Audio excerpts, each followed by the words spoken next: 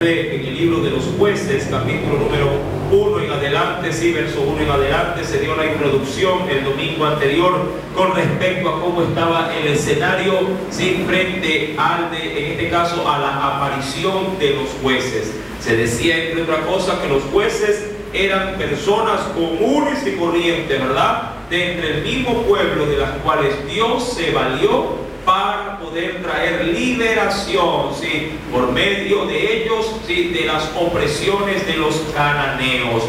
El domingo anterior vimos de dónde procedían los cananeos, ¿verdad? Y se decía que era de la descendencia del hijo de Noé llamado Can. Amén. Mas sin embargo, una maldición pesó sobre este hijo, ¿sí?, de Noé, por cuanto, ¿sí?, no pudo honrar a su padre en un momento de su vida. Nos dice la Escritura ahora en el capítulo número 1 del versículo 1 también de Jueces: aconteció después de la muerte de quién, de un líder, ¿sí?, el sucesor de quién, de Moisés, ¿sí? Aconteció después de la muerte de Josué que los hijos de Israel consultaron, dice ahí, ¿a quién? A Jehová.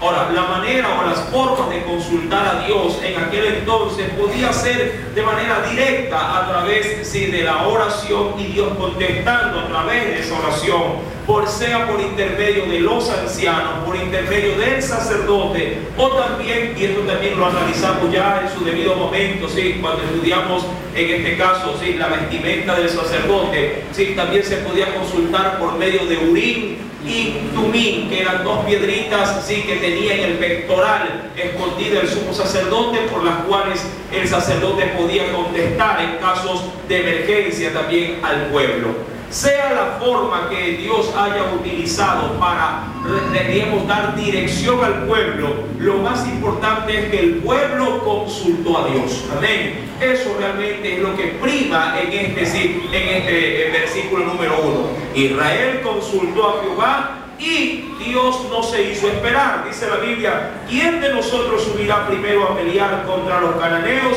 Y en el verso 2, ¿qué nos dice el Señor? Y Jehová respondió: Judá subirá, dice ahí, he aquí yo he entregado la tierra en sus manos. Quisiera por favor tomar, sí, dos textos. El primero en Génesis capítulo 49, verso número 8. Recordemos que la tierra, sí, de Israel se encontraba ya distribuida por sus tribus. Judá en la parte sur de Israel, y Simeón, la tribu de Simeón, estaba inversa, estaba dentro de la nación, diríamos así, o dentro de los límites de Judá. Es decir, dos heredades en medio de una sola, sí, de un solo territorio. Sí, veamos primeramente Génesis 49. ¿Por qué Dios escoge a Judá, habiendo más tribus y de hecho otras hasta posiblemente más poderosas, como lo era Manasés, que tenía, sí, en este caso, su nación tanto al lado este como al oeste, ya que Manasés estaba antes del Jordán y después del Jordán también? Ahora, ¿pero por qué? En Génesis capítulo 49, acompáñeme por favor al primer libro de la Biblia, versículo número 8. Dios había dado una promesa sobre esa tribu. Génesis capítulo 49, verso número 8. ¿Lo tiene? Dice el Señor: Judá, te alabarán tus hermanos. Y dice ahí: tu mano en la cerviz, o en la nuca, o en los lomos, o sobre los lomos de quienes, de tus enemigos. Y dice ahí: los hijos de tu padre se inclinarán ¿a quién? A ti. Amén. Mire, la preeminencia de este versículo es nombrar a Judá, si bien es cierto el cual no era primogénito, pero lo nombra como un líder, sí, de batalla, de guerra en medio de sus hermanos. Y esa profecía que se la dio Jacob a sus hijos antes de morir, mi amado hermano, sí, prevaleció luego, sí, en el futuro. De hecho, más de 600 años adelante, a la hora ya de ponerla al frente para la batalla en medio de su pueblo. Recuerde que esta historia, sí, del Génesis está prácticamente, sí, al borde de la entrada del pueblo en la tierra de Egipto. Sí, 430 años pasan de esclavitud, luego pasan unos 100 años más, luego de que Josué toma la batuta, y ahí se cumple, sí, en este caso, la profecía que le da, sí, Jacob a su hijo Judá. Ahora, cuando vamos también, acompáñenme por favor, en Proverbios capítulo número 3, veamos sí, un precedente también. En la carta a los Proverbios, luego de los Salmos, en el capítulo número 3, sí, hay algo importante también que considerar. Versos 5 y verso 6, mira lo que nos dice el Señor. De ahí también la importancia del por qué se debe de consultar a Dios. ¿Ya lo tiene? Proverbios 3, versos 5 y 6. ¿Qué nos dice el texto? Fíate de Jehová de todo tu corazón. Amén. Y no te apoyes en tu propia prudencia. Y eso es muy importante. Como le mencioné hace un momento, Israel estaba dividida en 12 tribus, y de pronto pudieron haber tribus más inclusive capaces o más diestras para la guerra, pero no por ello se dejaron, en este caso, inducir por sus habilidades o sus destrezas. Igual consultaron ¿a quién para ir a la guerra? Consultaron a Jehová. Amén. Y ese texto de Proverbios 3, verso 5 y aún el verso 6 nos dice: reconócele en todos tus caminos y Él empezará, dice ahí, tus veredas. Amén. Si quiero leer el verso 7 al 8, no seas sabio en tu propia opinión, teme a Jehová y apártate del mal, porque será medicina a tu cuerpo y refrigerio a tus huesos. Amén. Retomemos por favor, sí, Jueces capítulo número 1. Recuerden, las tribus ahora estaban ya designadas en cada uno en su territorio, pero Dios escogió esta, Judá. Ahora, cuando Judá recibe la noticia de parte de Dios de que debe de salir a la guerra, Judá no se queda, diríamos, solo dentro de esta propuesta de Dios para él, sino que invita, dice la Escritura más adelante, a la tribu de Simeón. Ahora, ¿por qué lo hace? Veamos por favor primeramente qué dice el texto. Y Judá dijo a Simeón, su hermano: sube conmigo al territorio que se me ha adjudicado. Ahora, aquí hay algo importante. Esta lucha o esta batalla de ir a la guerra no era para ir a conquistar todo, diríamos así, todas las ciudades colindantes. No. Era, mi amado hermano, sí, dentro del territorio del mismo Judá habían, sí, todavía, diríamos, escaramuzas de reyes que no se iban. Ahora, había una cantidad enorme de reyes dentro del territorio de Canaán. De hecho, cada pueblo, por muy pequeño que sea, se levantaba un líder y lo nombraba rey. Diríamos así, si iban de aquí, solamente para comparar, no por denigrar, pero si iban a Petrillo, de pronto si en Petrillo había un rey. Si iban a Daule, otro rey en Daule. Si iban a Vince, otro rey en Vince. Pero no porque el territorio o el imperio era grande, sino que se autonombraban con un pequeño liderazgo como un rey. Y esa era la figura en aquel entonces. Toda comarca, todo pueblo, pequeño o grande, tenía su rey. Ahora bien, cuando Judá llama a Simeón a la guerra, hay que considerar algo que nos dice también en el libro de Josué. Quiero por favor que me acompañe, sí, a Josué en el capítulo 19. Mire lo que nos dice el verso 1 y 2. Libro de Josué, capítulo número 19, verso número 1 y 2. ¿Ya lo tiene? Josué capítulo 19, versos número 1 y 2. Y esto en cuanto ya a la repartición de las heredades, ¿sí?, o del territorio a cada una de las tribus. Dice el Señor ahí: la segunda suerte, ¿sí?, porque las iban repartiendo, ¿sí?, a manera de suerte, por sorteo. La segunda suerte tocó ¿a quién? A Simeón. Y dice ahí: para la tribu de los hijos de Simeón, conforme a sus familias. Y dice ahí, y su heredad fue en medio de la heredad de ¿quién? Fue en medio, en la mitad. Dice ahí, de la heredad de los hijos de ¿quién? De Judá. Ahora, estaban tan compenetrados, diríamos así, estaban tan unidos, que cuando Dios llamó a Judá, Judá asumió que Simeón, que estaba también en medio de ellos, bien podía en este caso salir también juntamente con la tribu de Judá para la guerra. Recuerde la gráfica anterior. Sí, Simeón se encontraba en la mitad propiamente, sí, del territorio de Simeón. Mi querido hermano, eso es como tratar de decir, mira, en una casa, sí, si de pronto hay escasez económica y son muchos, viven de pronto padres, hermanos, primos, eso es decir, si salgo solamente un primo a trabajar y el resto que vive en casa, pregunto, ¿no sentirá la crisis? ¿O sí la sentirá? Claro que sí. Entonces, uniendo, diríamos, esfuerzos, sale el padre, pero también salió ¿quién a trabajar? El hijo. En este caso salió Judá a pelear, ¿y quién sale también con ellos? Simeón. Ahora, ¿habrá sido de pronto, diríamos, óptimo de que vaya Simeón a la guerra siendo Judá solamente la convocada? Bueno, eso es otra cosa. Dios había dicho que salga Judá, no Simeón. Porque si hubiera querido que salga Simeón, Dios la hubiera nombrado directamente. O por último, hubiera nombrado a Simeón como tal y haber dejado ¿a quién? En este caso a Judá tranquila. Mi amado hermano, sí, la Biblia en ese sentido, en este capítulo número 1, no nos da antecedentes, diríamos, adicionales en lo que se nos indique que si Judá hizo mal al invitar ¿a quién? A Simeón para salir a la guerra.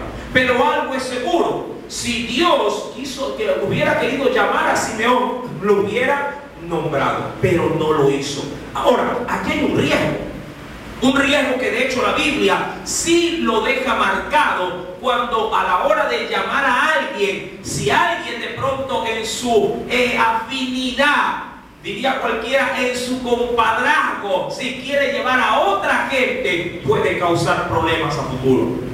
Para ello, quisiera topar, por favor, sí, un texto bíblico en el libro del Génesis como referencia. Acompáñenme, por favor, al libro del Génesis.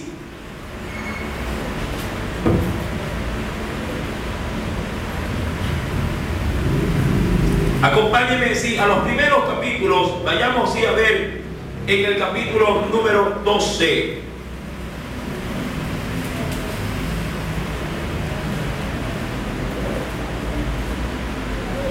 ¿Lo tiene?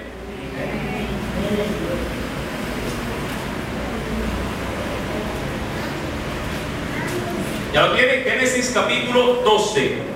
Cuando vamos al verso 1, vamos a ver una referencia muy importante, ¿sí? De cómo Dios, no quiero decir que en similitud, ¿sí?, a lo que hizo con Judá, pero Dios hizo un llamado a un hombre en particular. Y dice el versículo número 1, pero Jehová había dicho ¿a quién? A Abraham, vete de tu tierra, ¿sí?, es decir, de tu posesión, de tu heredad, y también vete de dónde, o de quiénes, de tu parentela. Y dice ahí, y de la casa de tu padre a la tierra que te mostraré. Ahora, entendamos algo. Por cultura, por lo general, las familias cuando habitaban o moraban no lo hacían de manera aislada, sino que todos, en este caso, levantaban tiendas y por lo general en un sector, cada uno poniendo su tienda, vivía junto o al lado de sus familiares. Por ejemplo, en una tienda vivía el padre, en otra tienda vivía el hijo, pero todos dentro del mismo sector, o diríamos dentro de la misma cuadra. Ahora, yo sé que eso tiene ventajas, pero también tiene desventajas. Ventajas: podrían ayudarse en un momento de necesidad el uno con el otro. Desventaja: podría meterse en las decisiones de alguna familia el pariente que vive al lado, ¿verdad? Y eso sí trae a la larga muchos problemas, ¿verdad que sí? Porque puede llegarse a interferir tanto que no da libertad a que hay un liderazgo dentro de pronto de casa, dentro de su propia casa, o en el caso de ellos, dentro de su propia tienda. Porque no se hace la comida del marido, sino de pronto de la comida que le gusta a la madre. O no se hace la comida de la madre, sino la que le gusta al cuñado. Sí, simplemente tomo la referencia. Ahora, Dios le había dicho a Abraham, vete de tu tierra y sobre todo de la casa de ¿quién? De tu padre. Pero cuando Dios llamó a Abraham, lo primero que hizo Abraham es llevarse al papá y también al sobrino, de los cuales Dios le había dicho que se alejaran. ¿Dónde está eso? En el capítulo anterior, en el último versículo, último y penúltimo, versos 31 y 32. Mire lo que dice el Señor. Génesis 11, versos 31 y 32. Y tomó Taré. Amén. Taré era el papá de ¿quién? De Abraham. Tomó Taré a Abraham su hijo. ¿Y también a quién lo llevó? Y a Lot, hijo de Harán, hijo de su hijo. Y también a quién tomó Taré, a Sarai su nuera, mujer de Abraham su hijo, y salió con ellos. ¿De dónde salió? De Ur, dice ahí, de los caldeos, para ir a la tierra de Canaán. Y vinieron hasta Harán y se quedaron allí. Ahora usted entenderá que en el verso número 1 del capítulo 12, Dios que le había dicho a Harán, que ya le venía diciendo, sal de tu tierra, sal de tu parentela y de la casa de tu padre. Pero el viejito no se quiso quedar. El viejito se quiso ir con su hijo Abraham. Pero Dios tuvo que hacer algo para cortar esa situación. Dios, sí, diríamos, no como sanción, sino que Dios en su, diríamos, providencia, sí, elimina o le quita la vida a Taré. Versículo número 32 del capítulo 11. ¿Qué pasó en Harán con el viejito? ¿Qué dice? Y fueron los días de Taré 205 años y murió Taré. ¿En dónde murió? En Harán, justamente donde él ya se disponía a llevarse a toda la familia para ir a ¿dónde? A Canaán. Y el tiempo para ir a Canaán todavía no era. Amén. El pueblo entra en Canaán, pero ya es cientos de años después. Y lo mismo le sucede así a Abraham. Se lleva en Harán ¿a quién? Al sobrino, y Dios no puede obrar hasta cuando el sobrino se separa de ¿quién? Sí, de Abraham. Ahí cuando se separa, si usted es un poquito tinoso en la lectura, ya cuando se separan, ahí Dios le dice a Abraham, a ti te daré esta tierra, todo lo que alcance a ver tus ojos será tuyo. Pero cuando ya se separan. Ahora, esto simplemente lo he tomado como una referencia. Cuando vamos a Jueces, Dios le dijo, Judá vaya a la guerra, y a Simeón no la menciona, pero Judá toma a Simeón por encontrarse dentro de su territorio para que lo acompañe a pelear justamente en este terreno donde estaban todavía muchos de los reyes, sí, que no querían salir. Ahora bien, sí, una vez clarificada la situación, versículo número 4 nos menciona: y subió Judá. Recuerde que Simeón va en medio también. Y Jehová, ¿qué hizo por su parte? Ahora, Jehová había dado una promesa para ellos. Entregó, dice la Escritura, en sus manos ¿a quién?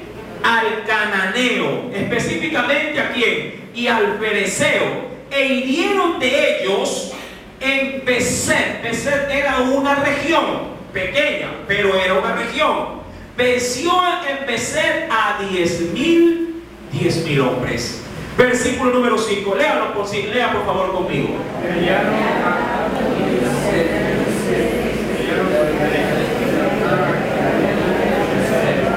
Ajá.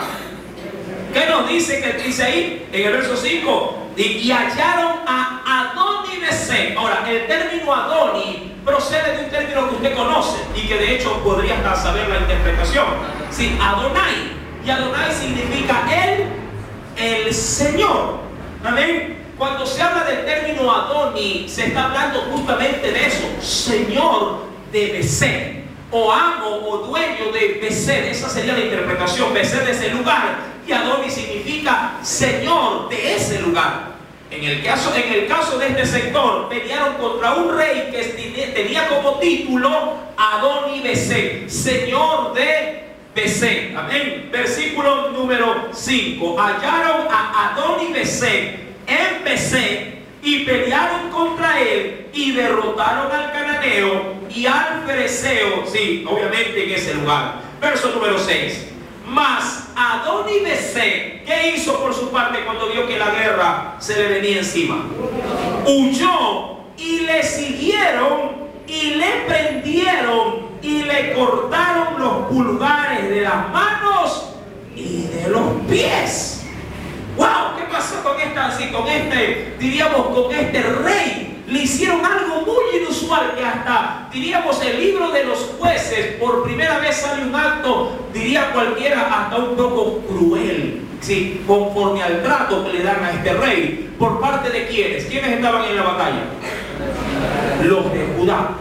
Mi amado hermano, y los de Simeón también. ¿Qué pasó?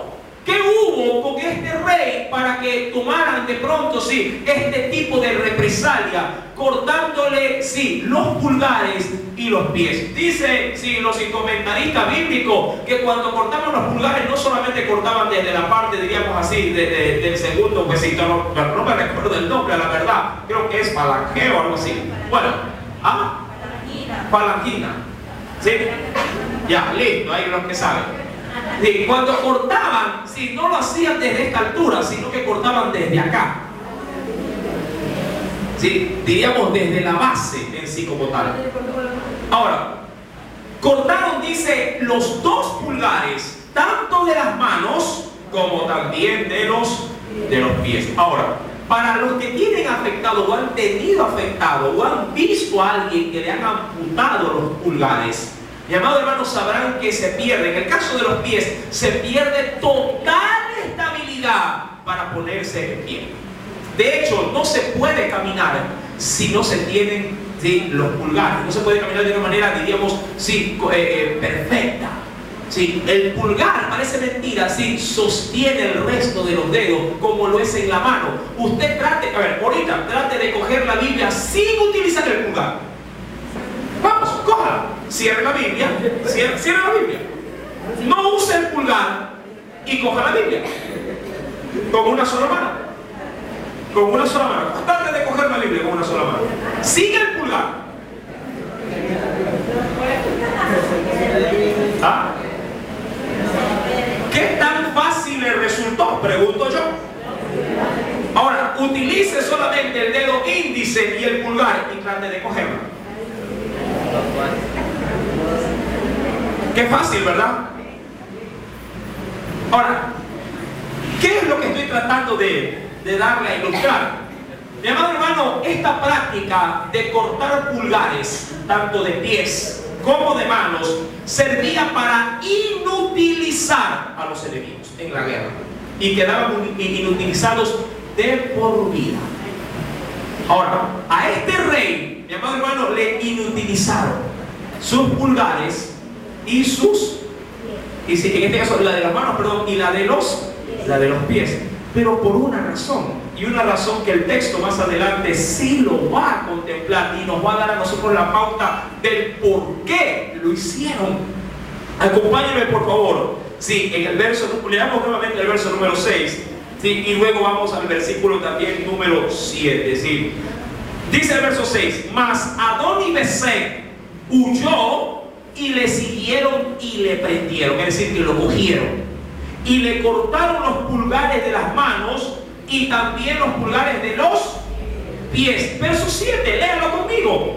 Entonces dijo Adoni-Bezek: 70 reyes, cortados los pulgares de sus manos y de sus pies, recogían las migajas debajo de mi mesa. Ahí me quiero quedar. ¿Qué aparece en ese verso? Que el rey había también en su debido momento, en su debido tiempo, cada vez que conquistaba otros pueblos con reyes, les aplicaba la misma, en este caso, tortura. Él dice que tenía a su haber como sirvientes ¿a cuántos reyes? 70 reyes. Y lo hacía simplemente como muestra de trofeo. Los tenía imposibilitados y sin pulgares tanto de pies y de manos, cómo quedaban prácticamente, es decir, los sirvientes quedaban comiendo migajas, ya eran inutilizados, no servían para nada. Para la guerra, mi amado hermano, cómo empuñar una espada si no se tenía el pulgar. Y recuerden, se los cortaba desde la raíz. Mi amado hermano, esta tortura, este rey, sí, la aplicaba a sus enemigos. Y cuando Judá entra al territorio y ve también, entre otros esclavos, a los esclavos que habían sido reyes de ese rey, Adón y Besé, vieron el mal que les habían hecho.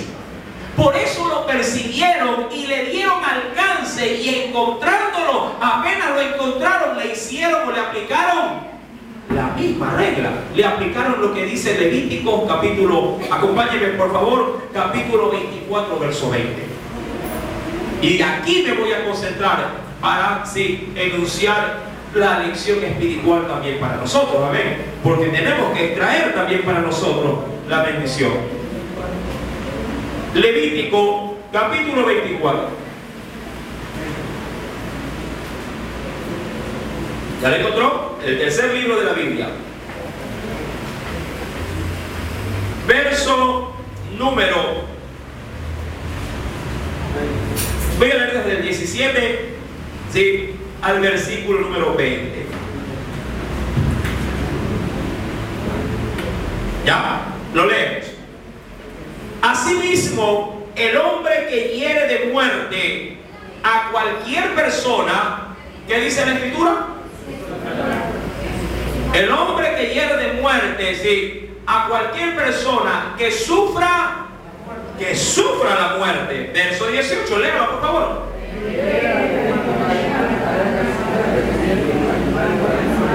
Verso 19. Y el que causare lesión en su prójimo según hizo, así le sea hecho. Verso 20. Rotura por rotura, ojo por ojo, diente por diente, según la lesión que haya hecho a otro, tal se hará ¿a quién? Ahora, usted dirá, hermano, pero eso lo abolió Cristo. Bueno, sí, lo abolió Cristo para sus discípulos. Mi amado hermano, ¿por qué digo esto? Porque la ley, por ejemplo, que también, ¿cuántos han venido a los estudios, sí, por ejemplo, del libro de Corintios? Recuerden que estábamos analizando ahí, en ese pasaje bíblico de Corintios, que la ley ha sido impuesta ¿por quién?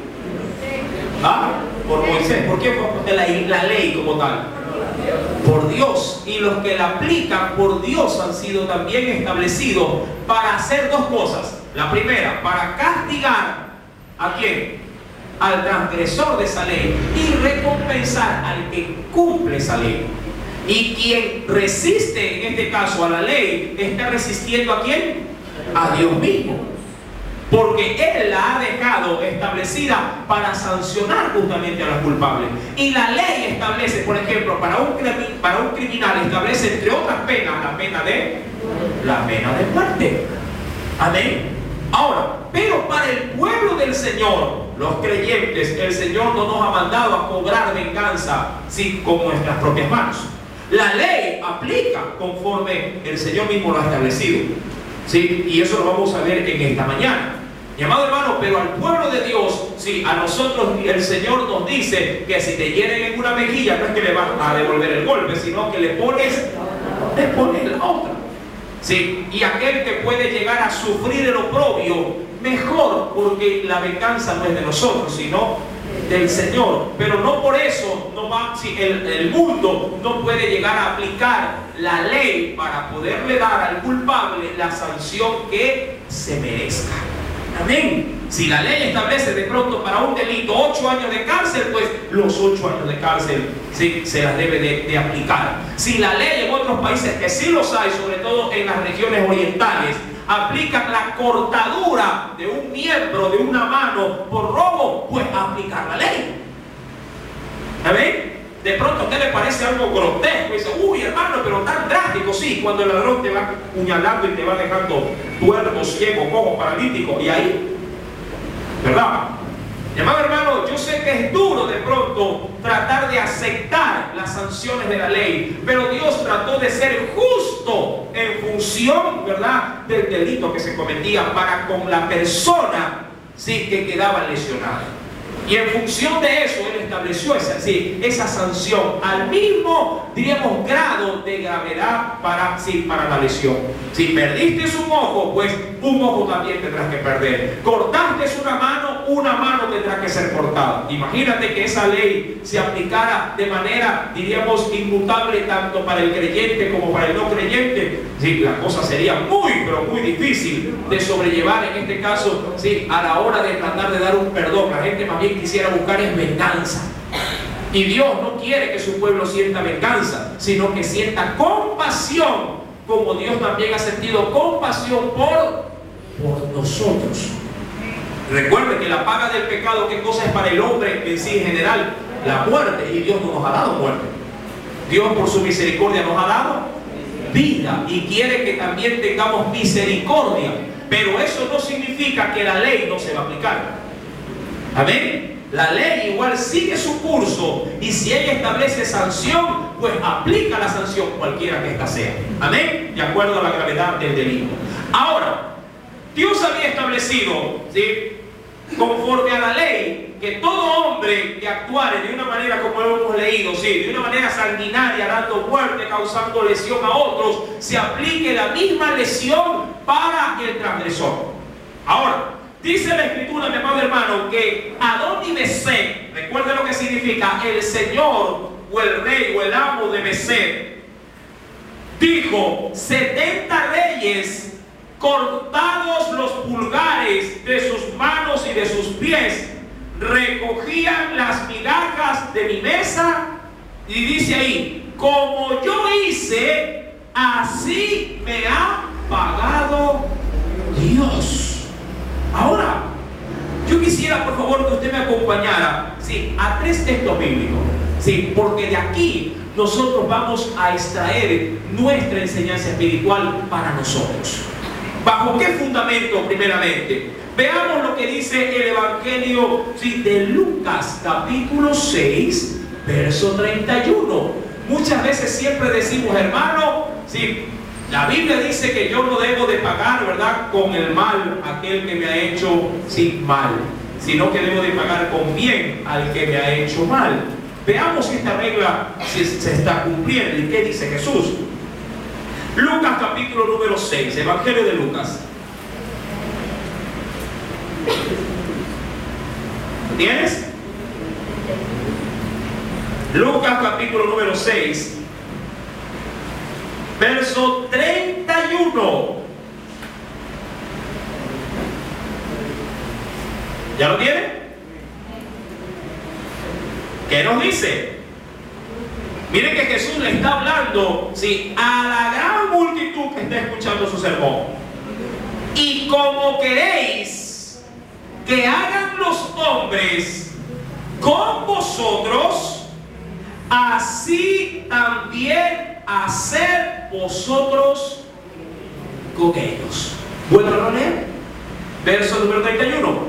Y como queréis que hagan los hombres con vosotros, así también haced vosotros con ellos. Ahora, ¿cuántos quieren ser tratados con respeto? ¿Ah? ¿Quieres ser tratado con respeto? Trata con respeto. ¿Amén? ¿Quieres ser tratado con educación? Trata con educación. ¿No quieres que te ofendan? No ofendas. Amén. ¿Sí? Miren que esta es la ley de Cristo, que Jesús lo está anunciando. Porque si no lo hacemos, mi amado hermano, de seguro la gente, sí, o el prójimo nos va a dar lo mismo que nosotros hemos dado. A veces decimos, sí, que el mundo tiene que respetar a los hijos de Dios, pero los hijos de Dios no respetan al mundo. Y debe de haber, mi querido hermano, sí, debe de haber sincronía tanto en lo que nosotros demandamos de los demás como también de lo que nosotros pudiéramos llegarle a dar a esos demás. ¿Tú quieres respeto? Trata con respeto. ¿Te gusta que te traten con insultos? No, ¿verdad? No insultes. No quieres que te denigren, como diría yo, en tiempos modernos con los chicos. No quieres que te hagan bullying. Hay un término que así se llama ahora, ¿verdad? Sí, ese término se asocia prácticamente con el menosprecio o la burla que pudieran hacerle muchas veces, sí, a otros, con apodos, con sobrenombres, con muecas. No quieres, ¿verdad?, que te hagan bullying. No hagas bullying tampoco también a nadie. ¿Sí? ¿Quieres que te traten o te llamen por el nombre? Llama también por el nombre. Mi querido hermano, ¿quieres que la gente sea responsable contigo? Que la gente a ti te trate bien, que te pague, que de pronto que venga temprano para que te sirva a ti. Haz tú también lo mismo. Eso es lo que dice el texto, verso 31. ¿Cómo quieres? Dice, ¿cómo queréis que hagan los hombres con vosotros? ¿Qué dice ahí? Así también haced vosotros con ellos. Si tú pagaras, por ejemplo, a alguien que te haga un trabajo, ¿a qué hora quisieras que vaya a hacerte el trabajo? A ver, ¿a qué hora? A primera hora de la mañana, ¿verdad que sí? ¿A qué hora vas tú?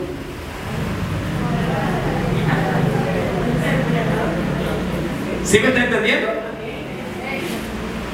De esa forma, mi amado hermano, se establece el principio, ¿sí?, del buen vivir con el prójimo. En el caso de Adón y Mesec, él había tratado de una manera tan deplorable a sus enemigos que no solamente los hubiera, diríamos de manera más sencilla, los hubiera matado, pero no, les cortaba en este caso los pulgares para inutilizarlos y tenerlos codependientes como sirvientes de por vida, dándoles un maltrato, sí, permanente. Mi amado hermano, tú tienes que aprender a tratar no solamente al prójimo, sino, y mira, aquí me voy a ir hasta un poquito más allá. Un poquito más allá. Vamos a tratar de, diríamos así, de matar dos pájaros de un solo tiro. Quisiera, por favor, que me acompañara a un texto bíblico. Déjeme ver, creo que lo tengo apuntado. Dios quiera que sí.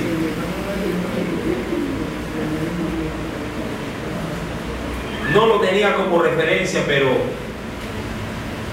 sí.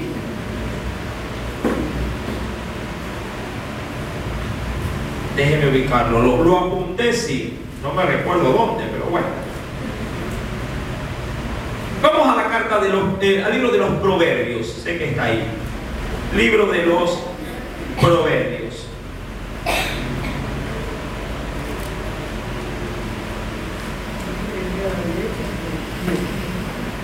Yo lo ubico, no se preocupen. Y me encuentro porque me encuentro. Aquí está, bendito Dios. Capítulo 12, ya se abrió ahí. Capítulo 12. 12. Capítulo 12. Quiero matar dos pájaros de un tiro. Porque no solamente quiero hablar del prójimo. ¿Ya lo tienen? Capítulo 12. Verso número 10. Léalo. Léalo en silencio y yo después lo repito. ¿Qué dice?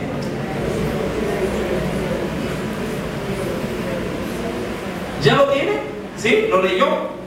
El justo. ¿Y cuántos son justos acá?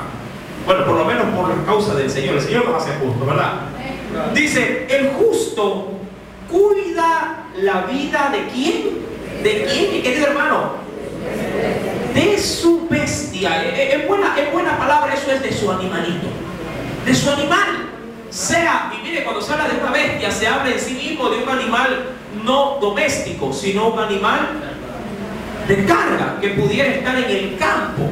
¿Verdad? Sí. Ahora, ¿cuánto más si son animalitos que viven en dónde? En tu propia casa. ¿Qué dice el Señor? El justo cuida, dice aquí, de la vida de su bestia, mas el corazón de los impíos, ¿qué hace con esos animalitos? ¿Dónde duermen tus animalitos? Mira que ahora que está que llueve a diestra y siniestra. ¿Dónde duermes? Tú, de seguro, bien metido en la cama y arropado. ¿Dónde duerme tu bestia? Tu perrito, tu gatito. ¿Dónde duerme? Remojado afuera con la lluvia, aullando, haciendo bulla, y tú dejas dormir y sales y le metes un garrotazo. Le digo esto porque esto es el pan nuestro de cada día. Y dentro del pueblo cristiano, ¿cómo dijo Jesús que debemos de tratar? Como quisiéramos también nosotros ser. ¿Quieres? Mire, mi amado hermano, tú debes de entender que la misericordia es el denominador común de esta regla o de esta enseñanza. Si tú tienes misericordia de otros, de seguro también el Señor tendrá misericordia de ti. ¿Por qué? Porque aún hasta los animalitos, mira que no es que soy defensor de los animales, pero son creación de Dios. Amén. Y el Señor nos los ha dado también para que nos enseñoreemos de ellos. Y enseñorearse aún de la creación no significa de que yo le pongo, vulgarmente hablando, la pata en el pescuezo y digo, yo soy el Señor de la creación y te piso el pescuezo. No, no, no. Enseñorearse es saber gobernar, saber liderar, saber administrar. Eso es enseñorearse. Amén. Saber ser Señor es saber ser administrador de todo lo que Dios nos ha puesto al alcance de nuestras manos. Y conforme tu trato, tú serás tratado también. Amén. Conforme a tu misericordia, mi amado hermano, sí, también el Señor te extenderá misericordia. Y mi querido hermano, déjame hacerte saber algo. Entre Saúl y David no había mucha diferencia. Los dos pecaron. Y yo podría decir todavía de una manera apresurada, David ofendió mucho más al Señor que Saúl. Sí, porque Saúl no llegó a hacer las atrocidades que llegó a hacer David.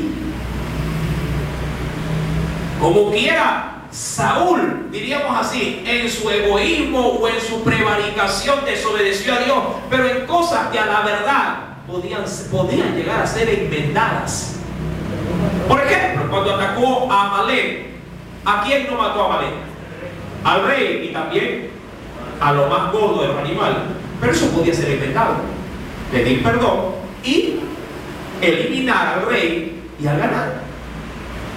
Pero David, de una manera muy atroz, va y manda a matar ¿a quién? A Urías. Se le coge la mujer, ¿verdad? La deja embarazada y el daño se hace irreparable. En cuanto a obediencia me refiero, ¿verdad que sí? Pero ¿qué hizo la diferencia para que David alcance tanta gracia y Saúl tanto menosprecio? Mi amado hermano, David fue muy misericordioso y fue tratado en el momento del clímax de su fracaso, fue tratado con misericordia también, cosa que Saúl no tenía, porque Saúl fue un hombre vuelta muy vengativo y guardó siempre rencor. Pero David todo sí lo depositaba en Dios y fue tratado, fue pagado con la misma moneda con que él trató. ¿Se acuerda cuando en la cueva de Macpela ahí se metió Saúl a hacer sus necesidades y los siervos de David le decían, ahí lo tienes, mátalo y sube al trono de una vez? ¿Para qué esperar? Porque Saúl fue rey 40 años. Cuando David fue elegido de rey, fue elegido desde un muchacho, recuerda, de 10 a 15 años. Pero para que David suba al trono, tuvieron que pasar como 40 años. ¿Caso suyo inmediato? No. Saúl no murió. Y eso que Saúl prácticamente deja el trono porque se mata. De lo contrario, hubiera envejecido Saúl y David debió haber llegado al trono también viejo. Por eso tiene que leer la Biblia, ¿verdad? Dan uno con la boca abierta. Aquí está. Está en la Biblia. tiene que leerla, amado hermano, para poder saber la voluntad de su Dios. Amén. Lea. Déjese de estar metido tanto en el chat, en el Facebook, y lea. Mi amado hermano, fue tratado con misericordia, porque Él nunca pagó con mal al que le hizo mal, sino que trató con bien. Y eso es lo que quiero focalizar, mi amado hermano, en esta mañana, dentro de la enseñanza de Jueces capítulo 1. Adonibesec, él pudo reconocer, siendo un transgresor confeso, pudo reconocer que Dios le había dado la paga conforme a su proceder. Ahora, dice la Biblia, y vamos por favor al libro de Abdías. ¿Será de la Biblia? Sí, sí lo es. Ahí está. Abdías, capítulo número 1. Libro de Abdías. ¿Dónde está Abdías? Ya le doy la referencia.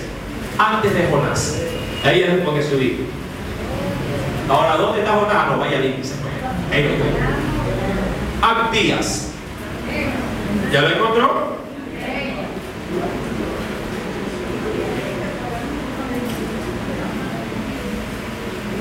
En el capítulo número 1, verso número 15. Aquí hay una gran verdad, sí, que este profeta proclama delante del pueblo. Una gran verdad y que se aplica también a nosotros. ¿Ya lo tiene? Porque cercano está el día de Jehová sobre todas las naciones. Ahora, entendamos el texto para no leer por leer. Ese texto indica de que Dios ya tiene establecido para el mundo entero un día, ¿sí?, para ser juzgado. Que ya tiene un día establecido o un tiempo establecido para pagarle a las naciones conforme a sus obras. Eso es lo que dice el texto. Cercano está el día de Jehová sobre las naciones. Y dice ahí, como tú hiciste, se hará. Ay, qué bueno ese texto. ¿Qué dice el texto? Como tú hiciste, se hará contigo. Tu recompensa volverá sobre tu cabeza. Diría cualquiera, si escupes para arriba, ten mucho cuidado, porque si no sacas la cara, te vuelve a caer en el ojo. ¿Sí? Tú señalas, tú cuestionas, tú tratas de manera despectiva a la gente. Sigue, que vas muy bien. Como has tratado, así también se te tratará. ¿Cómo quieres ser tratado? Mira que esto se enlaza perfectamente con Lucas, ¿de verdad? El Evangelio de Lucas que leímos, con las palabras de Jesús. Trata a los demás como quisieras ser tú también tratado. Tú tratas de manera irrespetuosa, eres irrespetuoso en el trato. Y aquí quiero hasta aterrizarlo a la familia. ¿Cómo trata un hijo a un padre? ¿O cómo trata un padre a un hijo? Como tú tratas, a la mirada de la esquina te van a tratar a ti. ¿Verdad? Eres altanero con tu padre, eres resabiado, contestón. No te preocupes, a la vuelta de la esquina, ¿ves? Ahí te espera. Haces llorar a tu madre, haces llorar a tu padre. Perfecto, aplauso. Mañana vas a saborear la misma mermelada. Amén. Ya muchos ya se quieren hasta ahí ya. Allá apunta el texto, hermano. Y mire, un pagano, un rey pagano lo reconoció. Como yo hice a 70 reyes, así se me ha hecho a mí. Y sabía él que este trato venía de parte de ¿quién? Decía el rey. De Dios. Venía de parte de Dios. Porque hasta los incrédulos reconocen cuando Dios los está tratando. ¿Cuánto más aquellos que conocemos su nombre? Tú sacas malas notas ahora, perfecto. Cuando tengas hijos y a ti te toque pagar las pensiones de tus hijos van a venir con las mismas o las peores notas que tú y a ver a qué te saben. Ay, esto es típico en los jóvenes, muy típico. Ay, pero cuando yo tenga mis hijos, ellos sí van a sacar, claro, van a sacar lo mismo que tú, vagoneta.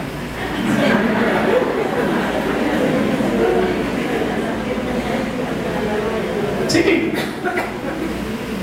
La película se repite, los protagonistas son diferentes. Amén. Amén, juventud. Gloria a Dios. Yo creo que es tiempo de alabar a Cristo. Aleluya. Llévese aquí, márquelo. Ya lo encontró, que ese libro, por ese texto por lo menos que no se le pierda nunca. Sí, recuerde, Actías 1:15. Cercano está el día de Jehová sobre todas las naciones. Como tú hiciste, se hará contigo. Tu recompensa volverá. Ojo, ¿cuántos quieren que venga algo bueno? Siempre en algo bueno. Amén. ¿Quieren respeto? Comiencen a respetar. ¿Quieren amor? ¿Cuántos quieren ser tratados con amor? Den amor. Y aquí voy a hacer, aquí se me van a votar. ¿Quieren generosidad? Sean generosos. ¿Verdad? Si son mezquinos, mezquinamente también serán tratados. Por eso es que muchos hogares andan alcanzados, completando el centavo, caminando por las cristianos, caminando por las veredas, viendo a ver a qué hora se encuentran un centavo. En vez de mirar al suelo, ¿por qué no miran a Dios? Porque del suelo no viene nada, de Dios es que viene toda buena dádiva y todo don perfecto. Mi amado hermano, sea generoso con Dios y generosamente también va a recibir. No diezma, no ofrenda. ¿Qué espera de Dios?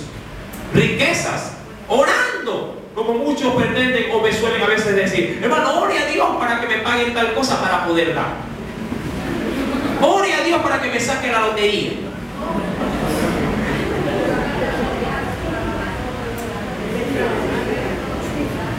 Cosa terrible, mi amado hermano. En Mateo capítulo 26, a veces como que nos desenfocamos en la vida cristiana. Comprando la raspadita. No raspe, amado hermano. Mejor raspe sus rodillas orando y va a ver cómo viene el premio mayor. Amén. Porque el que tiene a Cristo lo tiene todo. Mateo 26.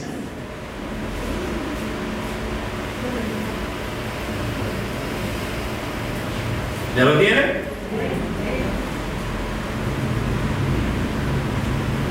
Jesús advierte a uno de sus más grandes seguidores, verso 52, y le hace saber una ley, por cierto.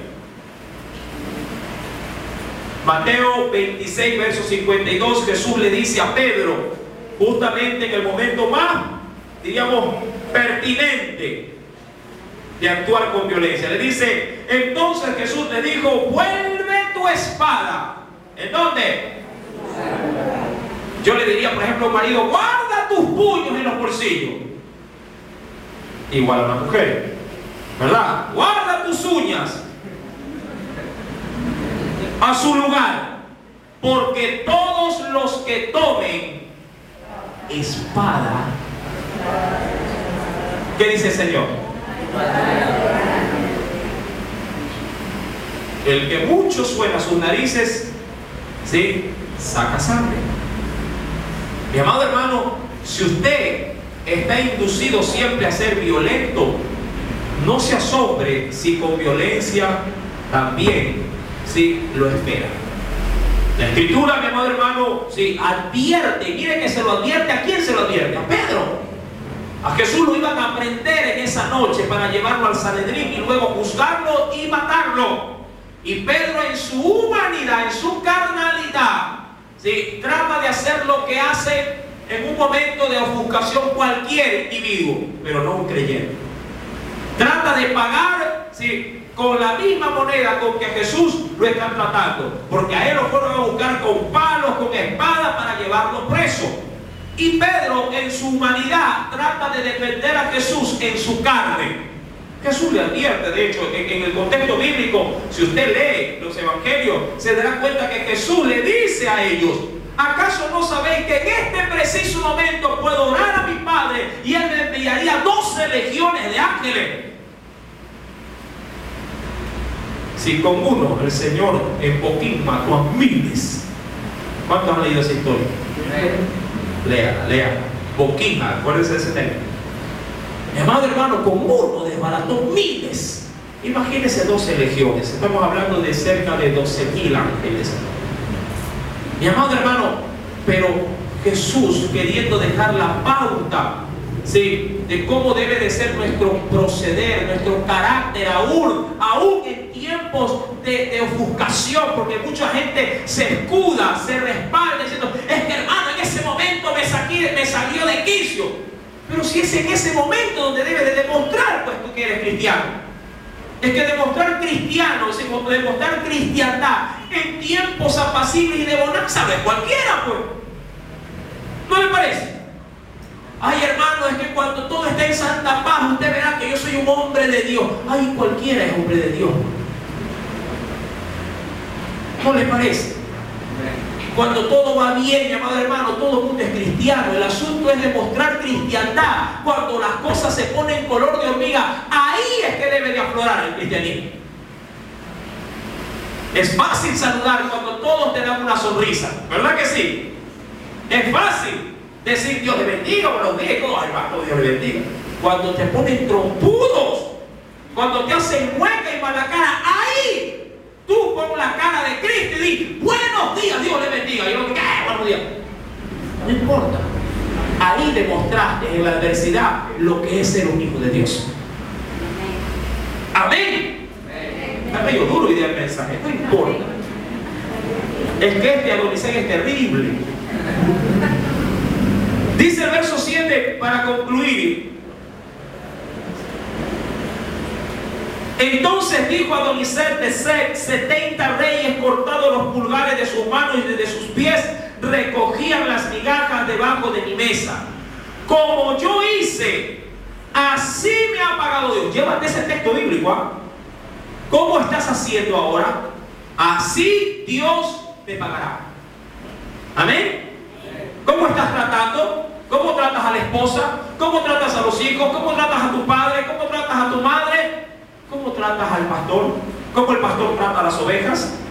Así Dios hará con nosotros. Amén. Y dice ahí: y le llevaron ¿a dónde? Así cortados los pueblos. ¿A dónde lo llevaron? Lo pasearon. ¿Por qué lo pasearon?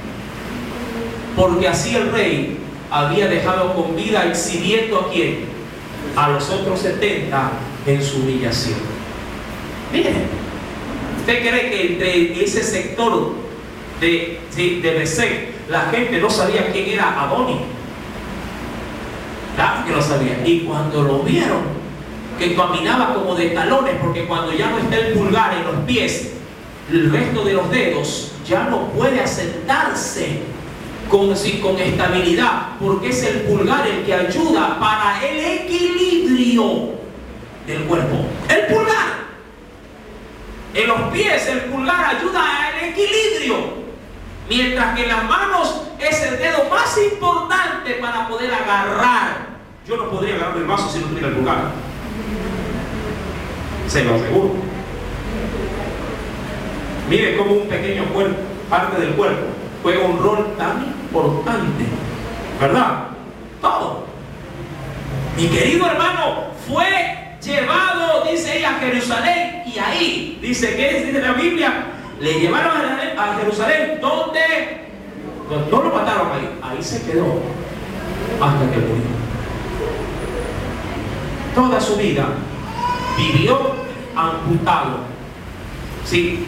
Porque así también él pagó, ¿sí? O él sembró con otros. Como queréis que los hombres, ¿sí?, mi amado hermano, te traten, así tú debes tratar a los demás. Si el Señor habló a tu vida, sí, ríndele una fuerte. Aleluya.